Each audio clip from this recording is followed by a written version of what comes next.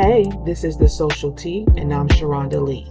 I talk about all things social, including celebrity news, reality shows, what's going on in pop culture, local news, and more here in these YouTube streets. Now, we know folks always get in their feelings about what's said here on social media, so I must say, what's stated here is alleged, my opinion, and for entertainment purposes only. Make sure you visit my website at www.thesocialteatalkmedia.com and also follow me on all platforms: Facebook, Instagram, Twitter, also known as X, and TikTok. Also check out my podcast, The Social Tea, Off the Air, on Amazon Music, Apple Podcasts, iHeartRadio, and Spotify. Now, y'all, I stay on ready, so make sure you subscribe to my backup channel. I am Sharonda Lee, The Social Tea, here on YouTube. Now, before we get into it, make sure you hit that notification bell, like, share this with everyone you know, and subscribe. Now, with all that being said, relax, get comfortable, and let's get into the tea. So we're back. Love and Marriage, Huntsville, episode 3. We're back with Nell and Nell. That's hard to say together. They're playing pickleball. They're catching up because they haven't seen each other in a long time. Now, I want to say, if they're really friends in real life, why everybody don't see each other on the regular outside of the show? I mean, I understand why Mel wouldn't hang out with the rest of the cast, but in regards to her and Nell's relationship and her and Chris Fletcher relationship, if those three are cool, why don't they hang out with each other on the regular? Now, even, I'm just, that's kind of baffling to me. But anyway, so they catch up, they're playing pickleball. Nell is out of shape. She's out of shape. She breathing hard. But anyway, so they catch up with each other, and Melanie asks Nell, why didn't she come to the podcast? And of course, Nell made an excuse, because I believe it was an excuse. Oh, the ticket sold out too fast. Girl, and Melanie pretty much tells her, you could have called me. We cool, we friends. You could have called me for tickets. And I guess Nell didn't feel comfortable with doing that. So then they move on to the conversation about her having Martell arrested for domestic violence, harassing communications. And of course Nell does the, I don't want to see a black man get locked up. Girl, that black man deserved to be locked up. And Melanie pretty much explains to her why she had him locked up. Because he tried to release revenge porn on me. So yes, I'm going to have him locked up. And for me, I just feel like even though Nell, she was sympathetic and she kind of, it looks like she understood where Melanie was coming from, I just feel like she placates. Like, she panders too much to Martell for me, for my liking. I mean, she had him locked up. It is what it is. Did anybody notice in this episode of the show that Mel, her facial expressions are like spot on. Like, she's with the shit to now. She don't care who you is. Like when Nell was explaining why she couldn't come, and basically Melanie said, well, your daughter Corey bought her tickets in December. What's up with you? And then Nell gave her that look. Now I will say I have caught I think one of Nell's lives, and she does not really look like she's a internet person, or she's like Twitter fingers, or she knows what she's doing on the internet. So I'll give her the benefit of the doubt with that. But I just don't believe she didn't hear about it. I don't believe she didn't hear about the event. I think people are scared to come to the events because of the millimeters, the so-called millimeters, because all of us are not the same. But we will hold you. We'll hold you up to your lies that you be telling on TV, and we'll hit you with some facts. We're not gonna just sit around and just let you sit up here and lie about stuff. You gotta come correct or don't come at all. But I did notice that throughout this episode, Like Melanie is not playing with people anymore. Like her facial, like I ain't trying to hear nothing you trying to throw out. I'm not hearing no lie you trying to tell me because you lying, and I'm not about to sit here and have you lie in my face. That's how she looked the whole time. That's what everybody. So when Melanie and Nell were talking, Melody, because I know people say I don't say it correctly. Melody and Nell were talking. Um, she explained to Nell how in the video, uh, Martell put something over his peen so it would look like it was somebody else. Like, yo is diabolical. Like, he is going to stop at anything to get this woman to try to get her reputation screwed like his. Um, so I think that when Melody told Nell that, I think it clicked for her, but it's just like it's hard for me to just look. A lot of these women on this show are pick me's. Like they're male identified. They're not like, girl, what? Like no, he didn't. Oh hell no. That's how the women that aren't pygmies would have reacted. Or I'm not gonna with him no more because that's what he doing. I'm gonna tell my husband he don't need to be hanging around him. See, that's how it should have went. Should have went. But I digress. Melody, and Nell talk about the Lexi situation. And all I could say is Lexi did not lie. She just exposed what was actually real. It, now, the ins and outs of it, we don't, we haven't been there. Chris and Nell haven't been on the show long enough, but at the end of the day, Lexi exposed that Nell was with her father when her mother and her father were still married.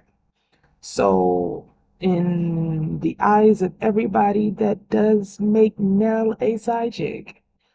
Um, she states that she didn't know Chris was married. And if I'm correct, she did say he was in the service. Child, them servicemen, I'm trying to tell you. But anyway, that's possible. But my thing is, once you found out that he was married, how did you move after that? You continued to mess with him, and to the point where you messed with him, you dated him, you were with him, you married him, and you had kids with him. So, yeah, what do you expect? And so, hindsight looking now, this is probably why he stepped out on you. This may be a trait of his to do what he's been doing. Cheat. So we get to Stormi and the new castmate, Patricia, the one that has some type of dealings with Martell. And I don't know how, but she does. But anyway, we get to the scene with those two. And pretty much they talk about how long they known each other. Stormi used to do Latricia's hair, I guess back when she lived in Jackson, Mississippi. I guess, I'm assuming. And they talk about how much Stormi loves motherhood. I'm gonna be short and sweet with this scene. It was really boring. Um, but it did kind of introduce how Stormi and Trisha know each other. They also talked about Trisha's ex-husband, because remember, she has an ex-husband, she has a boyfriend that she's with now, and she used to mess with Martell. That's a lot. But they go on to talk about Trisha's ex-husband and how Stormi said how he reminds her of Danny Glover's character on The Color Purple. And that says a lot. Did she experience any abuse in this relationship? Because, ooh, that says a lot. That's not something that I would want anybody to know, really. But anyway, this scene was very boring, and we're going to move to the next. The next scene is also boring. It's Stormi and her husband. They're faking like they're about to buy, well, they probably are about to buy a tricked out old school car. that they probably can afford, allegedly in my opinion, to appear that they have more money than they actually really have. And they also talk about getting a surrogate and having another child. I will say in this, I like Stormi when she does things with her husband. I don't particularly like Sunny and who she portrays. Excuse me, not Sunny, Stormi. I don't particularly like who she portrays on herself to be on TV, but I like when she talks with her husband. Outside of that, I really don't like her. Um, and they talked about getting an LA house. Child, I'm over Stormi. Again, like I said in my previous videos, she should continue to sell her body butters and I just don't like Stormi. I just think she's fake. But I think her husband's fine. And we're going to the next. So in this new scene, we are introduced to Latricia and Ken. Latricia is homegrown in Huntsville, Alabama. That makes sense. That's probably why she was sniffing her nose around Martell. I don't understand why. Ken seems like a nice guy. He's a little buff. I look like he can't wipe himself. But he seems like a decent dude. He seems like we'll find more about that as we go along. We get into the season. She has 2 kids from her previous marriage, and Ken has a daughter from a previous relationship. So pretty much they have a blended family. Now the rumor is she's not all the way divorced from her husband. I don't know how true that is, but if so, that's completely to pedal back a little bit. So the daughter is not Ken's biological daughter. I'm assuming that he was with a woman or married to somebody in a previous relationship and he took on the responsibility of being a father, which says a lot about him and his character. Seems like he's a good dude, like I said, but we will learn more about him as the season goes along. They state that they kind of hid their relationship because Trisha was married for so long. I'm trying to find out. So when were her and Martell together? When was they messing around? Like, what was that time? Hmm. But anyway, they state that, and they also state, Trisha states that she wants to train Tisha. Child, I already know this about to be messy. I leave Tisha alone, hiding by. We just work up together on this show. Don't deal with Tisha no matters. Anyway, trying to say, leave that alone. So finally, we get to the scene that I want to talk about. So, Melanie, Mel, Tisha, and Kimmi meet up at some type of botanical shop. They're planting flowers or whatever. And what I will say, this whole scene with them, they look like, it felt like they were a little bit uneasy around each other. It could just be me, but I felt like they just didn't want to say anything wrong to each other. Could it be because, like Mel said, they were trying to get along with each other and not say anything? I do feel like Kimmi and Tisha still kind of look at Mel kind of like sideways a little bit. But maybe that's just me. Maybe I'm looking too deep into it, but that's what I felt. I felt like it was a genuine scene and they did want to talk, but it felt like almost like a situation where, you break up with somebody and then you haven't seen them in a long time, so you just don't know how to feel or how to act around them. That's how I kind of felt like this scene was. So they all sitting around talking about what they've been doing in the past few months. And Tisha, of course, said, "Yeah, we all went to South Africa this time." Anyway, Kimmi proceeds to say, "Yeah, I haven't been able to vacation or anything." And basically, she states that her mom was diagnosed with the big C. And again, that's just a hard thing to deal with. I know I couldn't possibly imagine it. Um, but prayers are going out to Kimmi. I don't particularly like Kimmi, but I know how to be sympathetic to somebody that's going through something real. She just got over cancer, and now her mom has it. And from what she states, is it could be her mom has a worser type or a more aggressive type of cancer than she had. So prayers out to Kimmi.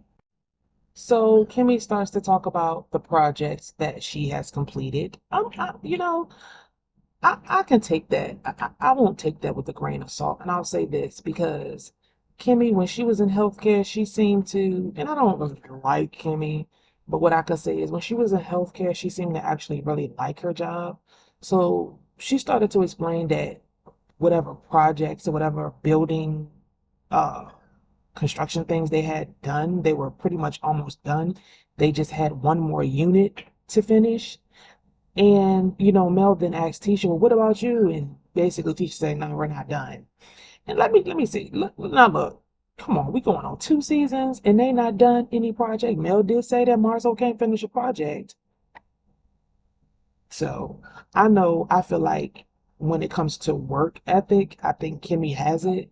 And that's probably why Maurice probably wanted her to quit her healthcare job and probably come over to the real estate side of things because he probably knew that she would finish what she started. Hence to Letitia still trying to have her own office and she ain't got one yet.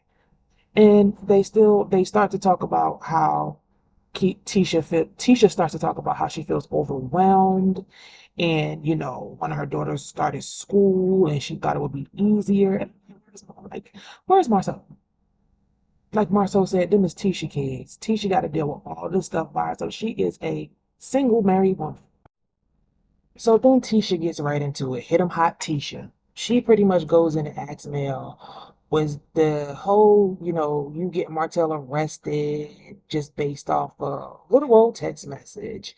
And she basically said, well, you should know, your husband made a little comment on social media.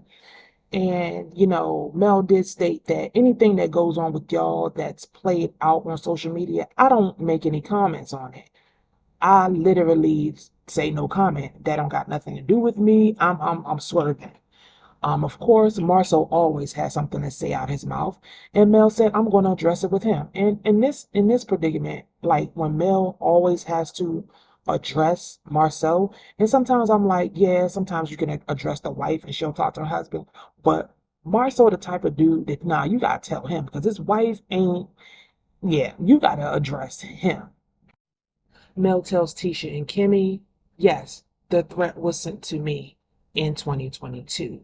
He threatened me that if I didn't stop bullying him, that he would release this video, not a text, of me, uh, and me and him, and what we did when we were married. He would release it out to the public. She was going to leave it alone. That's what Mel states. She was going to leave it alone. But then when the root of everything, as in the whole Carson Blue letting the cat out of the bag, basically telling all of social media that she was friends with Ariane, Coleslaw, Gatormouth, Curry, and when she was friends with her, she basically told her that Martell wanted her to release a tape um, that entailed what Mel and Martell did behind closed doors when they were married. And after Mel found out about that and she put two and two together, she felt like Martell was serious about what he was saying. She went down and she had a warrant um, issued out for his arrest. And of course, the rest is history. Now, after Mel explained all of that, the camera panned Tisha in Kimmi's face, and they were gawked. Like they didn't know what to do or what to say. However, in Kimmi's confessional, she said she understood why Mel did what she did. What else could she say? What else could she say? But I will say this: I don't know if Kimmi knew, but Tisha knew about this prior to, in my opinion, and allegedly, because Carson Blue did come out and state that she let Tisha know this because remember, Carson Blue was at that tea party, that scene from the tea party on last season. She was Tisha's hairstylist for last season or the last season before. But Tisha, in my opinion, and allegedly knew this. So basically, Mel low-key checks them for not pretty much checking in on her. Not check them, but kind of like look at them side-eye, because Mel, when things go on with them, she calls them. So she was like, I hadn't heard from you, Tisha, or whatever, whatever. And Tisha basically was like, she don't know. She don't, it's hard. I don't really know how to navigate that. And you know what? I don't like Tisha, but to her defense, I get it. Me and Mel, we've been on the outs. I don't really know how to approach her. I don't know how to, hey, are you okay? I don't know if it's gonna be taken a certain way. So I'm a step back. I get it. I don't even like Tisha, but I get it. Kimmi also states that she tried to call Mel. She was unable to because her mailbox was full, but she sent her a text. And Kimmi had that look like, girl, don't play with me. I know I called you. And so Mel looked like, okay, because you know they be on some fake stuff. So I see why Mel's face was like looking at her side, like, all right, I'm gonna let you slide this one time. So, Tisha states that, Melanie, she's been reaching out, she's been trying to be cool or whatever.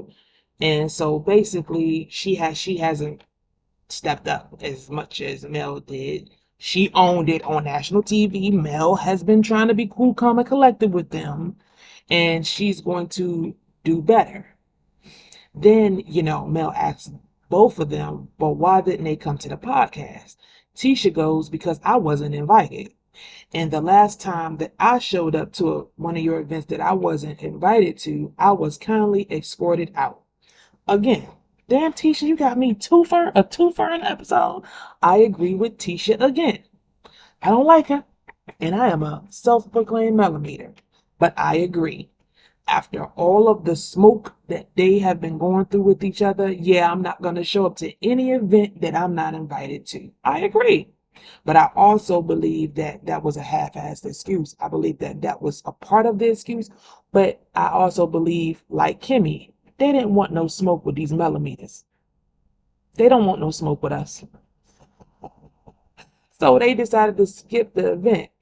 Kimmi says that the millimeters don't have kind things to say, or we're mean when it comes to them. No, we're not mean. We just call y'all out on y'all ish. That's all it is. We're not mean. But hell, half of the millimeter, most of the millimeters liked Kimmi when the show first started. Hell, when season 2 or 3, we wasn't riding for Tisha, but we was like, yeah, we were iffy on Tisha, but you know what I'm saying? It just the last season 4, 5, and 6, we just like, nah, we ain't doing them. They just, Kimmi used to speak her mind, used to put her foot down. Now that she just got soft, we just call y'all out. We call it like we see it when it comes to y'all. It's not us being mean. Millimeter, millimeter, millimeter, millimeter. They have mentioned us or insinuated us in all 3 episodes, I believe. Like, we is really out here ruffling some feathers out here in these loving Huntsville marriage streets, whatever. I'm in it. I'm in it. We is ruffling feathers. Kimmi says, oh, they mean. And, Mel asks, well, why do you think that? Well, Sonny said, the millimeters, they weren't very nice. And Mel basically said, no, they were calling her out on her ish. Because her and Moses being together didn't look right. And that's the energy she got because of what she was doing or what she in the midst of. Wasn't because we just out here not liking folks. So they begin to talk about girl code. Kimmi goes, well, Destiny goes by girl code, and Mel starts to laugh. And Kimmi is like, what? Destiny? Destiny don't got no girl code? And basically, Mel says, I don't know what Destiny does, but she got a girl code. And Kimmi goes, well, it ain't like she ain't slept with your man. And Mel says, I don't know what Destiny does because she ain't my friend. And the way Tisha and Kimmi looked like they was like gawked, like clutch pearls, like, oh my God, Nell said that on camera. Destiny's not her friend. No, Destiny is not her friend. So then we get 3 scenes from next week's episode. The first scene is with Martell and Chris Fletcher. And basically Martell calls Nell a side chick. And Chris Fletcher goes, oh no, she's not. She won't a side chick. And Martell goes, well, she ain't no more. You married her. I don't agree with Martell with a lot of things, but he is low-key kind of right. It is what it is. Then we move on to the scene with Kimmi, Tisha, and Destiny. And basically Tisha and Kimmi basically said, you know, we talked to Sonny and blah blah blah, and we talked to Mel, and we would like to, you know, have us all be together or whatever, and you know, just chill out with each other. And then basically Destiny goes, well, I don't have no smoke unless smoke is, you know, presented to me, and if that's the case, I'm gonna burn whatever down. Girl, like my thing is, and I think that reference was towards Melanie. Why she got so much smoke towards Melanie? Like, okay, y'all not friends anymore. Are you mad because you can't use her? You not paying none of her. She's not paying any of your bills anymore. Like, what? Why are you so mad at Mel? Is it because you're talking to Martell and Martell is spewing stuff in your ear? Because that makes no sense that you're just mad at her and y'all haven't been friends in like 2 plus 2 years, 3 years, something like that. And y'all haven't been friends in however long, so it shouldn't be no animosity there because y'all haven't even been around each other, right? The only reason why you can have animosity towards Mel is because Martell is telling you stuff. Martell is telling you stuff, allegedly, in my opinion. Then the next scene is with Marceau, Maurice, and Moses. All of these M's. All of these M's. But then basically, you know, the guy's like, damn, you moved on pretty fast. And, you know, Moses like, it is what it is. So that was this week's episode. Tell me what you think in the comments. Like, share, and subscribe. And I will see you and talk to you in the next video.